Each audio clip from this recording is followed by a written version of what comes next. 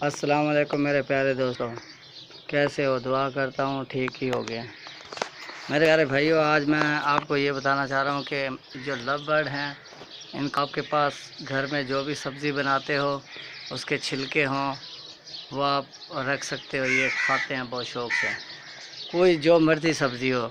आज मैं आपको ये दिखा रहा हूँ, ये गोभी होती है, गोभी, ये गोभी की भी सब्ज़ी है। ये जो पकने वाली होती है वो तो हमने इस्तेमाल कर लिया, बाकी ये जो है छिलके वगैरह, और ये गंडा बचा हुआ है उसका, तो ये भी आप केज में डाल सकते हो।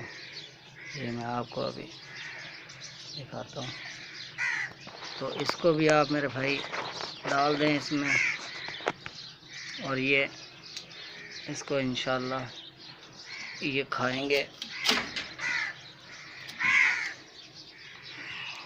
ये मेरे भाई इसके ऊपर आप रख दो, ये यहाँ पर ये खाएंगे इसको, और ये बहुत अच्छा है इनके लिए।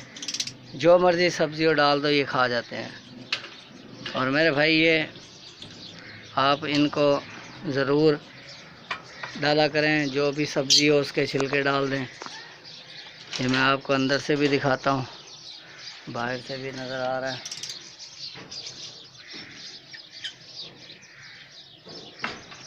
ये देखें, ये मैंने इसके ऊपर